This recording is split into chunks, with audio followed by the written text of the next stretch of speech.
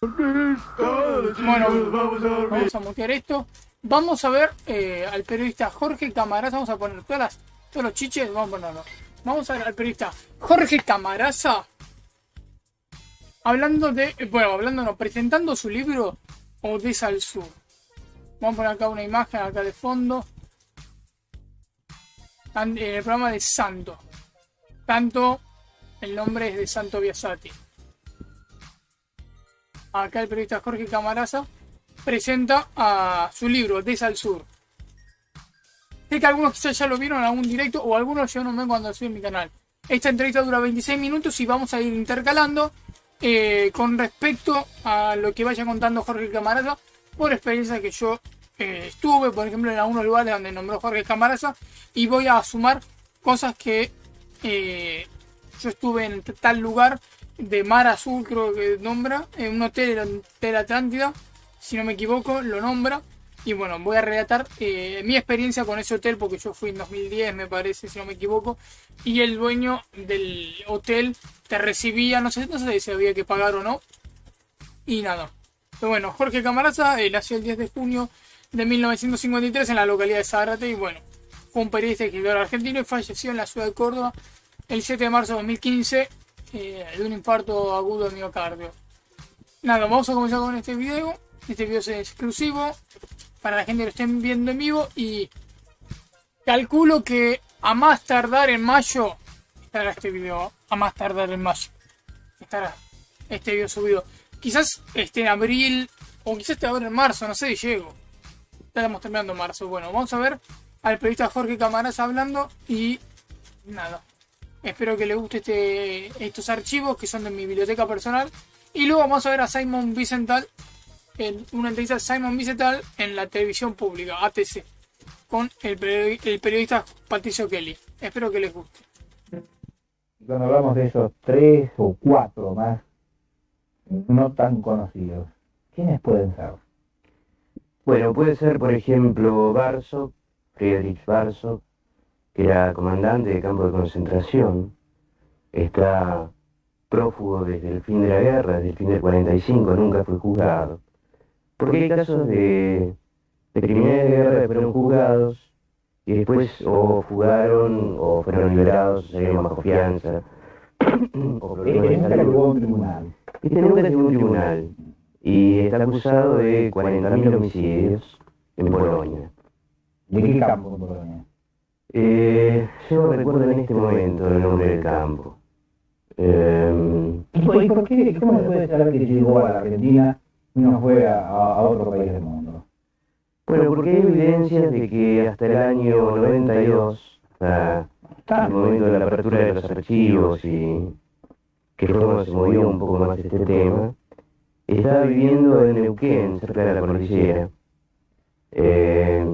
trabajando como abastecedor de comida de una dependencia militar, con nombre cambiado y... ¿Y quiénes eran los otros? Recordemos que ahí le busco bien el nombre. El docente de Bariloche, Heinrich Prieblek. Recuerden de Heinrich Prieblek, que bueno, nació en Alemania el 29 de julio de 1913.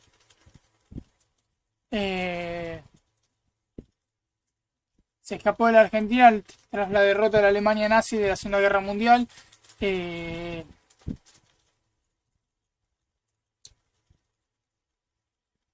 Y bueno, se instaló en Bariloche y fue descubierto por un periodista, si no me equivoco. Dice, cuando Prieblek se radicó en la ciudad de Bariloche, comenzó a dirigir el Instituto Germano Argentino Bariloche, el colegio primario y el secundario, y el Instituto Primo Capraro. Acá, en 1994, cuando tenía 50 años después de la masacre, Prieblek fue ubicado tras trabajo arduo basado en el libro de Bach y forzó una entrevista en la calle por el periodista Sam Donaldson de la cadena de noticias ABC. Bueno, ahí se descubrió y bueno, tenemos juzgado, si no me equivoco, en Roma. A ver, el juicio, disculpe. El Tribunal Supremo anuló la sentencia y finalmente en 1998, tras numerosas apelaciones, pide que fue condenado a cadena perpetua, pero debido a la avanzada edad y la ley italiana cumplió un arresto domiciliario hasta su muerte en Italia. Falleció el 11 de octubre de 2013, o sea, cuando lo juzgaron fue en 1998. Increíble. Y no cumplió que la cadena perpetua. Un capitán de la Oficina Central de Seguridad del Reich es conocido por haber sido el principal colaborador de Herbert Kabel y en la masacre de las fosas argentinas, donde fueron asesinados 335 ciudadanos italianos. Pero así se cree que hay muchos, se cree que, bueno, hay teorías, obviamente no soy quien para confirmar ninguna teoría, pero se habla mucho de las teorías que dicen al respecto de que Hitler estuvo acá en Bariloche. Se cree que muchos emigraron hacia Bariloche, toda esa zona de la Patagonia, se cree. Son teorías. Acá también luego, creo que acá va a contar luego, cuando se llevaron a un nazi que estaba acá en Argentina, que quisieron hacer dos, que fue en los 40, que fue la policía israelí, si no me equivoco.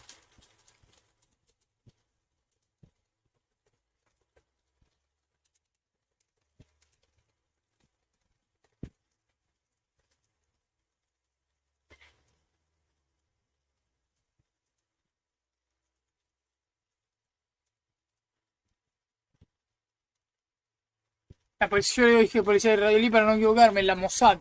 Ahí está. Acá está. Operación Finale, también llamada por algunos medios Operación Garibaldi. Fue una acción de inteligencia del servicio secreto israelí, la Mossad, llevada a cabo en la Argentina en mayo de 1960, que consistió en el secuestro y posterior traslado ilegal a Israel del fugitivo jerarca nazi Adolf Eichmann, que había sido localizado y denunciado en 1957 por el inmigrante judío alemán Lothar Hermann. Lothar Hermann fue un militante judío alemán del Partido Comunista de Alemania. Fue torturado por los nazis. Fue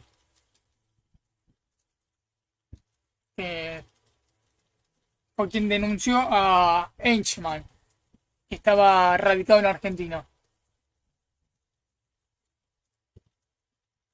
Y bueno, recién en 3 años luego hizo la operación.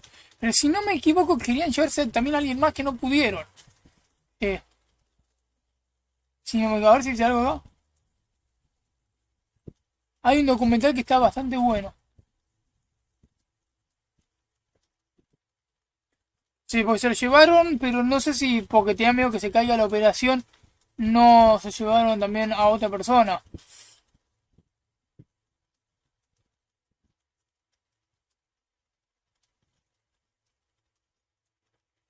Igual también se cree. Pero ¿cómo va, Chichito? ¿Cómo va WinFan 1994? También, Mengele. Bueno, acá te voy a explicar bien Camaraza. Prefiero no ser tan. Explayarme tanto y que hable Jorge Camarata porque recién comenzó. Estoy cortando mucho. Aunque bueno, esto luego lo resubiré editado, cortando bien las cosas que están de más y las cosas que no están de menos, para hacer un video que sea más o menos digerible. Porque esto es un directo y vamos a otra charla, vamos a otra dinámica. Bueno, nosotros serían, por ejemplo, Rudolf Milner, que era un médico, también en el campo de concentración. Wiesenthal dice que Milner está en la Argentina, en realidad, con certeza estuvo. Hay datos de que se fue a Siria después del 55. Ahí está, ahí no se tiene que escuchar doble. Y Wiesenthal insiste en que ha vuelto. Es posible. Otro caso es el de Brunner, Alois Brunner, que un informe de Interpol lo ubica... Es este, ¿no? Es ese. Un informe de Interpol ubica a Brunner en alguna zona del norte del país. ¿Recuerdan que nombró que luego alguien se fue a Siria? Bueno, Alois Brunner fue un oficial que trabajó como ayudante de Adolf Eichmann en la sección de la Gestapo. Bueno, nació en Austria el 8 de abril de 1912 y murió en 2001 en Damasco, Siria. Se cree que murió en Damasco, se cree que murió, ¿verdad? A ver. Murió en Siria en 2001. Acá sale La Vanguardia. Mira, vamos a leer acá Infobae. Le voy a mostrar algo de Infobae.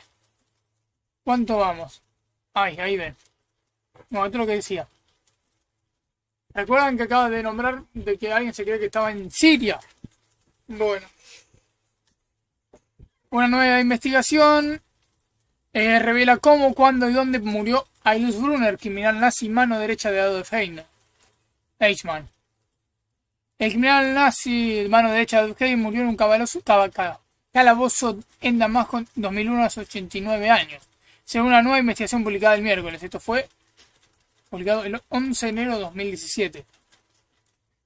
En principio fue dado por muerto en 1992 por el historiador y cazador de nazis de origen rumano Sergei Klarsfeld, quien había pedido en vano al régimen sirio que lo expulsara en 1982.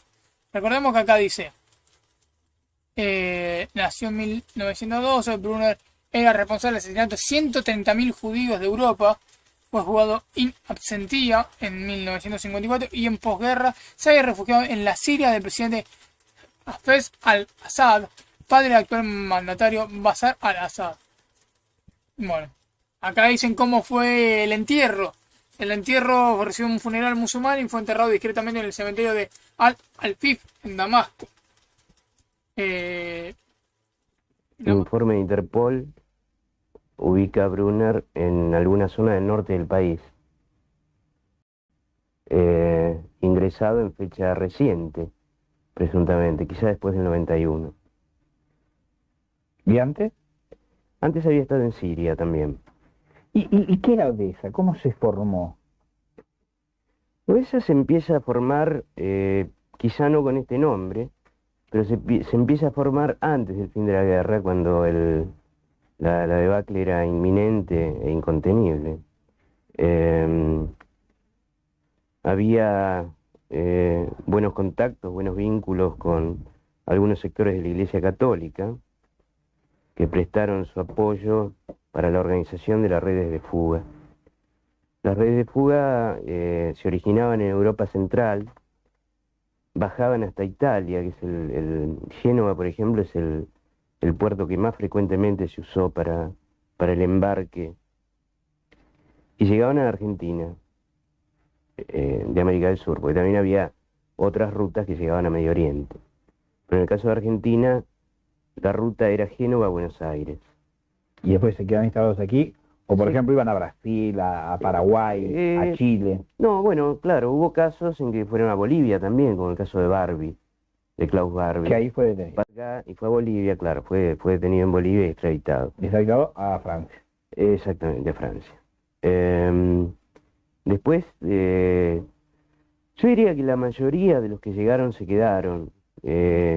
La Argentina tiene el estigma de haber sido un santuario para los criminales de guerra, a partir del 45, 46.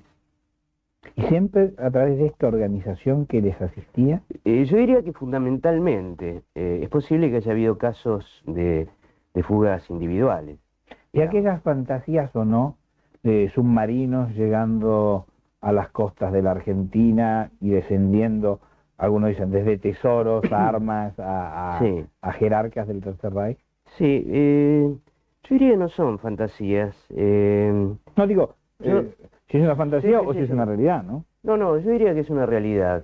Yo tengo evidencia de un desembarco. Usted sabe que hubo 2 desembarcos de submarinos Oficiales. blanqueados. Sí. En Mar del Plata en el año 45. Uno fue el 10 de julio y el otro el 17 de agosto. Pero hubo por lo menos una media docena más de submarinos que hicieron desembarcos, sobre todo en las costas patagónicas. Volviendo a lo que decía de Mar del Plata, miren, voy a compartir pantalla. Bueno, con respecto al Mar del Plata, yo, por ejemplo, cuando era más chico, porque no sé si sigue estando el hotel, el Atlantic Boulevard. Ahora vamos a ir también al Street View para ver cómo está. Este es el Hotel Boulevard Atlantic, construido a finales del siglo XIX. estoy viendo el chat al mismo tiempo, era el lugar de reunión del entorno de espías nazis de la colaboración de Gustavo Engelbert. El misterio de los submarinos nazis que emergieron en Mar del Plata antes de rendirse. Cuando yo visité este hotel, obviamente estaba bastante en ruinas y el dueño contaba de que ahí se hacían reuniones y que había un observador que se podía ver, digamos, si llegaba algo extraño que la gente está haciendo reuniones. A ver si dice algo. Me haga decir, mientras de una punta a la otra de la costa atlántica argentina se sucedían los relatos de avistamientos submarinos. Tras la rendición alemana del 8 de mayo de 1945, el Mar del Sur, 3 pobladores aseguran haber visto situaciones extraordinarias durante aquel frío. Recuerden que cuando yo fui a este hotel, al Boulevard Atlantic, yo tenía 10 años, y esto es 2018, o sea, fue hace fácil 10 años. Andás a ver si el muchacho, el dueño, no sé si era el dueño, sigue estando vivo, no tengo la menor idea. Te diría que no. Te digo por el simple y mero hecho de que ya era muy grande el tipo. Y el hotel se está viniendo abajo, pero se está viniendo mal. Cosa que para mí tendría que haberse cuidado.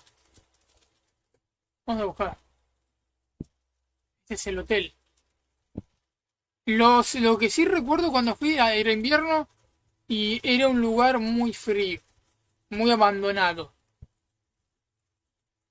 No sé cómo estará hoy. Dice, hallazgo, descubre una lápida de un jerarca del partido nazi escondido en una casa de Mar del Sur. Richard Smith, Clara Proust.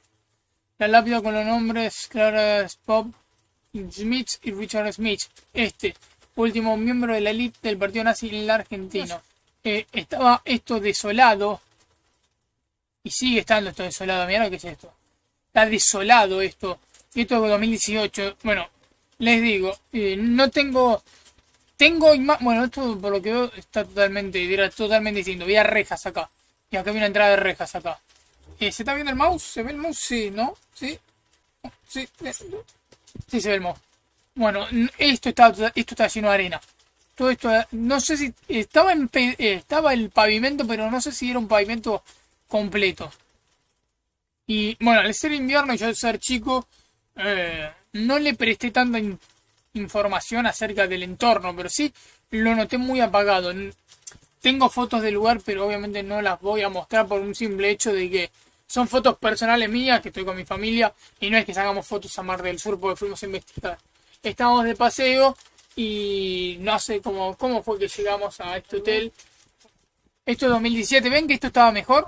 A esto me refiero, bueno, no eran rejas, era esto. Y bueno, acá había, mira, acá lo tapearon. Seguramente el que era dueño de este lugar, o que decía ser dueño, habrá muerto, porque esto está mejor cuidado. Acá había un portón enorme y... el tipo es buena onda, macanudo. Ven, esto es lo que decía. Acá Perú está reconstruido. Era más grande el portón. ¿Qué Mal pasaba? que se ve. Bueno, ven que estaba mejor el hotel. Aquí sus veranos Esto es 2013. y adoraba cantar en francés. Esto es una viga que sostenía el techo del segundo piso, pues se venía todo abajo, gente. Los temblores que generaba la puerta principal, nos voy a contar un muchacho, los temblores que generaba la puerta principal hacían que empiece a derrumbar de a poco, se caía la mampostería. Acá en esta puerta, esto era la entrada al gran comedor. No sé si era este señor. No sabría decirle, gente, tenía 10 años, no me voy a acordar la voz del hombre. Recuerdo cosas que dijo el hombre, que me quedaron marcadas. Por ejemplo, que había dicho que... pero este es el muchacho. El muchacho había dicho que, por ejemplo, en un momento en la ruta hay como si fuera ¿cómo se llama? Como si fuera una tumba de un tipo llamado Rubí. De hecho, luego en los 80 y 90. Mira lo que era esto en el 50. Mira esta foto del 50. A ver, pongamos 2 dedos de frente. Era un lugar totalmente abandonado este lugar. O sea, acá no se enteraba nadie de qué ocurría. Y, o sea, es muy posible, te digo. Por lo menos una media docena más de submarinos que hicieron desembarcos sobre todo en las costas patagónicas, pero algunos en la Se habló provincia de siempre Buenos del Aires. tesoro del Tercer Reich, ¿eh? Que había llegado. Claro. Bueno, lo del tesoro del Tercer Reich, lo que pasa es que por ahí uno tiene la idea de que era un tesoro como de Alí Babá, barras de oro y esa es la joyas idea. amontonadas, esa es la idea. En realidad yo creo que habría que pensar en las 98 empresas fundadas en la Argentina, la mayoría de ellas entre el 42 y fines del 44, principios del 45, con dinero del partido y demás. Esas empresas fueron listadas por el Departamento de Estado norteamericano en el año 46. Algunas de ellas siguen existiendo, no necesariamente girando sobre los mismos capitales. Digo, Se ha en modificado. 50 años se puede haber modificado, se han vendido, revendido, fusionado, en fin. Yo me decía que tenía constancia de otras llegadas de otros submarinos. Sí, Ya, pero no a la altura de Mar del Plata, sino en la Patagonia. sí, no, pero yo le puedo contar un caso puntual de un desembarco en Necochea, el 28 de julio del año 45. Hay una historia muy particular, si usted tiene tiempo. sí. Ese día, la fuente de esta historia es un miembro de la patrulla policial que va a protagonizar la aventura que le voy a contar. Ese día descubren en la comisaría de Necochea que hay una persona intercambiando mensajes con una embarcación que está a unos 500 o 600 metros de la costa. La persona que está haciendo señales de luces en la playa es detenida y dice que es un submarino alemán que está buscando cómo desembarcar y dónde desembarcar y que lo guíen para desembarcar. La persona es detenida, llevada a la comisaría y a la mañana siguiente, con las primeras luces, una comisión policial sale a recorrer la playa. Y en un lugar al norte de Necochea, entre lo que sería Necochea y Miramar, descubren restos de un desembarco reciente. Hay huellas de cajones arrastrados por la playa, huellas de ruedas de camiones que fueron a buscar esos cajones. Y la comisión policial empieza a meterse en terrenos de la estancia, desde la playa, hasta que son interceptados por 3 soldados alemanes, uniformados y armados, que les impiden el paso. Esta comisión policial estaba sin orden de allanamiento, y deciden no enfrentarse y vuelven a la comisaría de Necochea a pedir instrucciones. En aquel momento las instrucciones eran telefónicas, no había radio, y llaman a la Jefatura de Policía de La Plata. En La Plata piden un tiempo, un par de horas para decirles qué es lo que tienen que hacer, pero mucho antes de eso, en media hora, llaman por teléfono a la comisaría de Necochea y les dicen: liberen a la persona detenida, no entren a la estancia y olvídense absolutamente de todo lo que vieron. ¿Quién era esa persona detenida? Esa persona detenida era un artesano de nacionalidad alemana que vivía en aquel momento en Necochea. ¿Que sigue viviendo o no? No me consta que siga viviendo. Ajá. Que una persona conocida por la gente de Necochea. Bueno, yo creo que Necochea en el año 45 debía tener Sí, no, no tantos habitantes como para que un artesano extranjero, además, pasara inadvertido, ¿no? ¿Le molesta que lea algunos mensajes? No.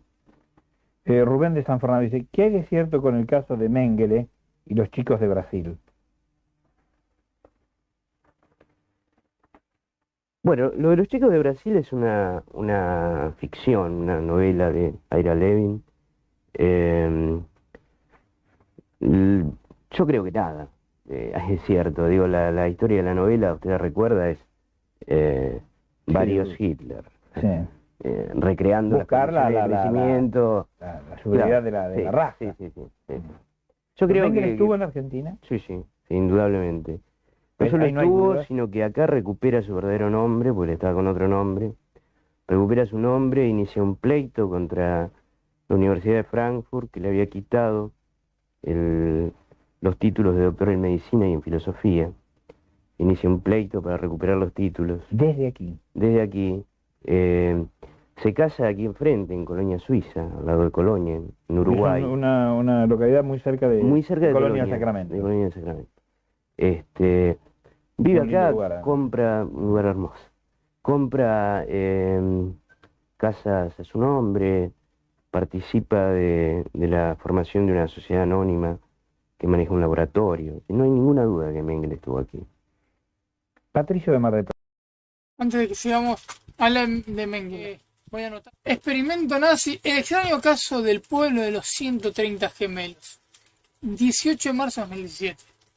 Nada más real que el cartel que reciben los visitantes de Cândido Godoy, Tierra de Gemelos, en Brasil, más precisamente al sur. 6.500 habitantes se despliegan todos los días en el estado de Río Grande do Sul, en la frontera que limita con Argentina. Allí, más de 130 pares de gemelos le dan su fama sorprendida a un pequeño pueblo que encuentra sus similitudes, la razón para que muchos investigadores enfoquen sus estudios en este fenómeno.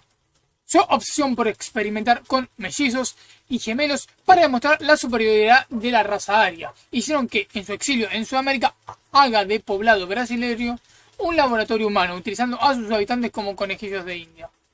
El periodista e historiador argentino Jorge Camarasa, especializado en el éxodo nazi a Sudamérica, fue uno de los primeros en intentar resolver el misterio en su libro Mengele, el ángel de la muerte de Sudamérica. Explicó que el objetivo subordinado de Hitler era crear una raza superior. A partir de 1973, tras la llegada del sádico doctor, la cifra de partos de gemelos comenzó a dispararse en Cândido Godoy. Esto para que vayan teniendo una idea general. Epe Mouskor, vecino de la ciudad y sobreviviente al holocausto, que ahora tiene 81 años, contó que cuando Mengele lo vio a él junto a su hermana gemela Miriam, él se detuvo frente a ellos y comenzó a gritar gemelos. Hice un pleito para recuperar los títulos. Desde aquí. Desde aquí. Se casa aquí enfrente, en Colonia Suiza, al lado de Colonia, en Uruguay. Es una localidad muy cerca de Colonia Sacramento. De Colonia del Sacramento. Vive Un lindo acá, lugar, compra un lugar hermoso. Compra casas a su nombre, participa de la formación de una sociedad anónima que maneja un laboratorio. No hay ninguna duda que Mengele estuvo aquí. Patricio de Mar del Plata dice, uno de los submarinos, pregunta, ¿no? ¿Desembarcó en Mar del Sur, cerca de Pinamar? Mar del Sur... cerca de Pinamar. No está cerca de Pinamar. Mar del Sur es un pueblo muy muy chiquitito que está apenas al sur de Miramar. No sé si hubo ahí un desembarco. Bueno, recién relatamos lo del Hotel Boulevard Atlantic. Que bueno, creo que cerré la página. Pero a ver si... ¿Quién se refiere a esto en 1950? O sea, es la nada misma.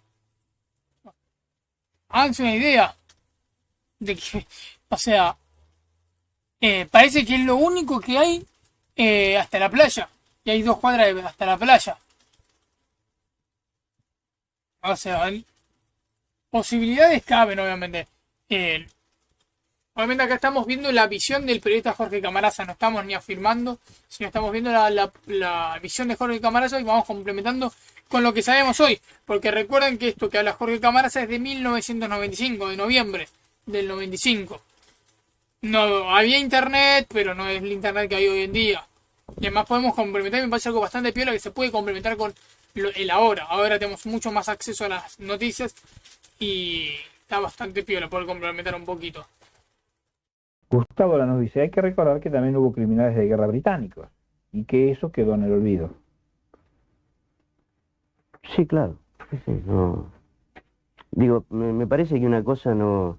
En este caso una mano no lava la otra. Es decir, ¿habrá existido también una organización de este tipo para criminales de guerra de otras nacionalidades? Recordemos que recién vimos la nota donde apareció una tumba, una lápida, no una tumba, una lápida. Desconozco, lo que sé es que estos, los nazis y los croatas, estaban prófugos y estaban huyendo. No era el caso de los británicos, ni de los americanos. Hugo de Congreso ese. Esta es la propaganda negra del peronismo. En otros países sucedió lo mismo, como en Rusia. Bueno, yo no sé si es la Lo que sí propaganda hubo en negra del Rusia, porque peronismo. esto yo lo aprendí, una experiencia personal. Sí hubo detenidos alemanes, porque me llevaron a conocer unos edificios que habían construido soldados alemanes que habían quedado como prisioneros de la guerra. Claro. Esto sí, Sí, sí. pero no me parece que sea el mismo caso, ¿no? No, pero además digo, yo no sé si es una propaganda negra del peronismo. Yo lo que sé es que hay hechos objetivos del ingreso de Argentina a partir del año 47 de, yo diría, centenares, yo diría miles de nazis. Miles. Sí, de nazis, no de criminales de guerra, de nazis, que podrían haber trabajado en tareas de propaganda, no necesariamente eran jefes de campo de concentración y tenían que responder por homicidios. Pero en de esa masa. estaba vinculado a los jefes de campos de concentración o a oficiales No, oficiales en general. del ejército o de las SS. No, de las SS, la sigla, la doble S de la sigla, Quiere decir, sí, viene de sí, allí. sí, viene de allí, Ujú. sí. Daniel de Bursaco dice, ¿qué hay de cierto que el fundador de Hesse levantó la villa con capital nazi y permitió desembarcos de nazis? Mire, yo he escuchado versiones, y creo mucha gente, de desembarcos de submarinos en Villa Gesell también, También. cuando estaba ahí Carlos Gesell, que era el Pero fundador. no hay Ahora, de ahí a una habernos constancia levantado como con este, capitales, no. como este llamado, Sí, no entren a la estancia, liberen a quien está allí. Sí, no, yo no conozco ningún caso de eso. Roberto de Comodoro Rivera dice, no sé por qué tanto asombro si los Estados Unidos de América, con el aporte de alemanes, inició la carrera aeroespacial. Bueno, pero una cosa son los técnicos y otra los criminales de guerra. Digo, acá Eichmann, Mengele, Kuchmann, Rochman, no eran técnicos, eran asesinos, eran genocidas, asesinos de masa. Digo, me parece que esto hay que tener mucho cuidado, porque no es lo mismo un ingeniero aeronáutico, como también hubo acá, como Tank, que hace un desarrollo de un avión muy moderno y para la época, ¿Qué fue cuál? el Pulqui. El Pulqui. Claro, Digo, como está bastante de moda en estos días hablar sí, del área material Córdoba, de Sí, la claro, fábrica militar claro, de aviones, allí se claro, desarrolló el Pulqui. claro. Entre Con otros un grupo, proyectos. claro, con un grupo de técnicos alemanes encabezados por Tank. Pero bueno, Bueno, nuestra una energía cosa es atómica eso. también se desarrolló. Bueno, lo Con de la técnicos. energía atómica es más bien digamos, un intento de, pero no hubo No, pero digo, pero desarrollo se real. puso en el tema, hubo un apoyo oficial Sí, a este con proyecto, Richter, ¿no? con Richter, que era Ujú. otro científico, pero entre comillas. Entre comillas. Sí, sí. Ujú. Sí. ¿Y en qué otra actividad descollaron o sobresalieron y se puede marcar? Mire, fundamentalmente en estos campos, en el de la ingeniería aeronáutica, sobre todo, le diría. Y después, bueno, este intento de Richter de trabajar en el desarrollo de la energía atómica. También hubo grupos de profesionales multidisciplinarios que se establecieron en Tucumán, en La Plata. Pero yo diría que no es No es el la perfil de lo que migración estamos principal, hablando. Ajá. ¿no? Ahora, Odessa tenía una estructura organizativa, es una jerarquía, había alguien que no era no sé si Bueno, el ese es jefe uno- de Odessa. Este es uno de los grandes misterios. Seguramente esto no podía ser anárquico y hacía la buena de Dios. Seguramente había jerarquías, había una organización, había quien manejara el dinero y quien decidiera a quién se lo daban y a quién no. Había alguien que tomaba esta decisión. Yo creo que sí, yo creo de que una sí. jerarquía. Yo ¿Se creo supo que sí. alguna vez quién podía ser quien detentaba esta Bueno, jerarquía? hubo varias hipótesis. Eh, las hipótesis dependían más bien de dónde se situaba la cabeza de la organización. Ajá. Hay quienes dicen que nunca salió de Europa, otros que aseguran que estuvo acá en la Argentina. También hay versiones de que una de las personas que manejaba todo esto era Rostel, Franz Rostel, que era también un ex oficial SS, que vivía en Colonia Suiza, justamente donde se casa Mengele. Juan de Lomas de Zamora dice, el periodista sabe el significado de la palabra guerra. Guerra es matar al enemigo. Claro, siempre y cuando el enemigo, por poner un caso que está tan en boga ahora, que es el de Pripke, siempre y cuando el enemigo no sea un civil con las manos atadas a la espalda, digo, eso ya no es la guerra. Bruno de San Pedro, ¿hubo enfrentamientos armados con submarinos en Santa Cruz? Desconozco. Yo me inclinaría a pensar que no. Daniel de Lanús, el tema de los nazis pertenece a un pasado terrible, pero pasado. Pero en el mundo actual existen las condiciones para que esto vuelva a pasar. Esto es lo preocupante hoy. Es su opinión. Sí. Mario de San Isidro dice, ¿qué es cierto de la muerte de Hitler y dónde está enterrado? Bueno, yo creo que hay bastante evidencia sobre eso.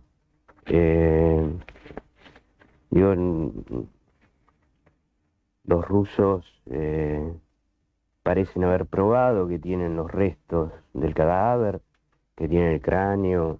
Hay una investigación que yo pude acceder a ella, realizada por periodistas americanos y por periodistas rusos, donde daban un lugar que hasta había sido cubierto por cemento, ¿no?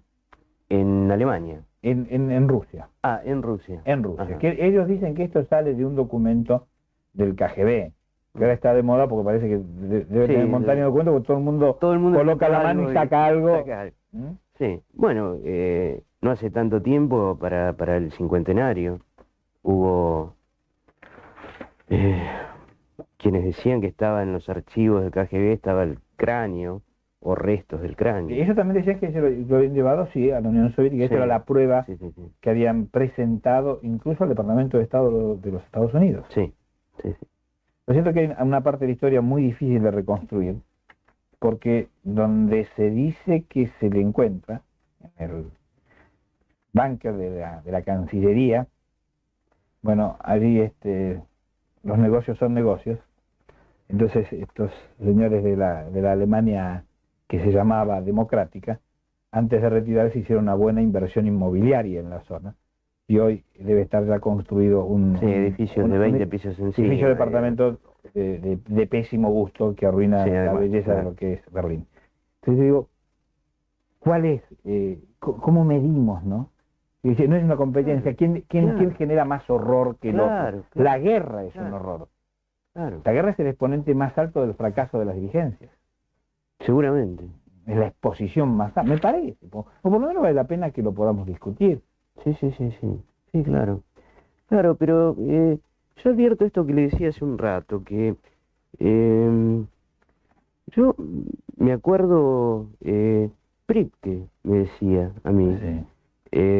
¿Usted habló con él? Bueno, yo hablé con él, sí. Estuve como 4 horas con Pripke en la víspera de su detención. Y Pripke me decía, bueno, pero ¿y el piloto del avión que tiraba bombas sobre Hiroshima? Bueno, bárbaro, pero no por eso Pripke es menos criminal.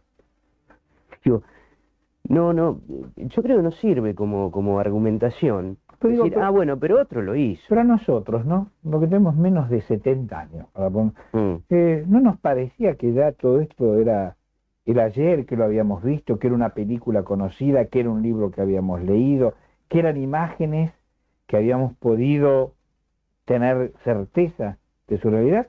Y hoy hay campos de concentración igual. Sí, claro. Y tenemos los satélites militares que saben perfectamente dónde está, y hay gente que es sometida a vejaciones, a la falta de alimentación para que muera. Claro. Sandra de San Pedro dice, no se puede comparar los nazis con otros horrores, solo se puede juzgarlos y recordarle a la juventud los horrores del nazismo. René de Comodoro Rivadavia dice, pero esto es otro tema, yo no tengo inconveniente de pasar otro tema, pero me gustaría que podamos terminar señor René de Comodoro Rivadavia. No hay ningún problema. Porque quieren que dé una opinión sobre el señor Macera. No tengo ningún inconveniente en hacerlo, pero me gustaría poder terminar preguntando si hoy Odessa existe. Yo creo que sí existe, modernizada. Eh, Digo, a mí me parece que vale la pena recordar que el abogado que hoy defiende a Pripke le fue recomendado a Pripke por otro nazi que vivía en Argentina. Eh, Quiero decir que sigue habiendo Pero la una detención de Pripke no solidaridad fue casual, y una... ¿Cómo? no fue casual ¿Qué cosa? que llegasen hasta Pripke. ¿No era este equipo de la televisión americana de los Estados Unidos que venía a entrevistar a otro? Como si usted quiere un nazi en serio, vaya, mire, lo tiene Sí. acá. Yo le diría, Sandro, que fue casual hasta cierto punto. Ajá. La gente que venía de la televisión norteamericana tenía el nombre de Pripke. Lo tenía. Sí, Ajá. sí, sí, sí. Hay una película, además. Hay una película que se llama Masacre en Roma. Sí. Entonces, precisamente Sí, sí, sí. los fusilamientos de las cuevas De argentinas, las ¿no? fuerzas argentinas, sí. Sí, sí. Donde Una Brasil película tiene- con Mastroianni. Sí, sí. No era un tema desconocido. Sí. Porque no se sabía, para nada. no se sabía dónde pueden estar los ejecutores. Claro, es decir, el responsable fundamental, que era el coronel Kappler, que era el superior jerárquico de Pripke, fue juzgado, condenado a cadena perpetua, se escapó de la prisión italiana donde estaba y murió de viejo en Alemania, hará 10 años. Lo que no estaba muy claro es dónde estaban los demás, digamos, su Estado Mayor, que había participado en la organización de la matanza. Porque se llega a Porque esto el tema después de Pripke, de un atentado, ¿no? claro, es como una la represalia por un calle atentado de los Rasala, de partisanos, Roma, claro, sí. claro. Que ponen un explosivo al paso De un una- batallón. de un batallón, alemán. de una compañía Sí, sí, sí. militar. Sí. Que murieron allí. Murieron 33 33. soldados alemanes y tendrían que haber fusilado a 330 y un error administrativo, por llamarlo de alguna manera, hizo que fueran 335 los muertos. Daniel de Lodó dice, ¿por qué no hacer un programa sobre las barbaridades que hicieron los norteamericanos con Hiroshima? Me parece muy bien. Realmente fue un hecho tremendo, ¿no? Cumplimos 50 años, Ahora, estos días. hace 48 horas. Federico del Barrio Norte dice, lo que necesita Yugoslavia es un líder como Tito. ¿Qué solución hay ahora? Y Oscar Villarina dice, ¿hay grupos nazis en La Cumbre y Carlos Paz? Yo creo que no. Posiblemente queden, como en Villa General Belgrano, marineros del Graf P, que tienen su colectividad y se reúnen y Que es otra cosa, además, que es ¿no? una cosa totalmente diferente. Eran militares. Pero no solo eran militares, Santos, sino que el SP se hunde acá en la batalla del Río de la Plata en el año 39. Quiero decir que no llegaron a pasar por los horrores de los campos de concentración, no tuvieron tiempo de estar ahí, porque estaban internados acá en la Argentina, prácticamente en el comienzo de la guerra. Y otra cosa fue el escuadrón 731 del ejército imperial japonés también. Los crímenes contra la humanidad que hicieron. Hay un video que está bueno como lo explica. ¿Cómo va, Fer? ¿Todo bien? Este muchacho es Jorge Camaraza, quien habla acá. Está en el programa de Santo Biasati. Presenta su libro Desde al Sur. Esto es del 23 de noviembre de 1995. Presento Desde al Sur y en este video lo que hacemos es mostrar lo que él presenta de su libro y complementar algunas cosas que iba diciendo él. Y también complementando con otras cosas que él no dijo, que yo experimenté visitando un lugar que se cree que fue refugio nazi, en Mar del Sur. Muchísimas gracias. Al contrario. Bueno, acá termina la entrevista que le hace Santo Biasati al difunto periodista y escritor argentino Jorge Camaraza.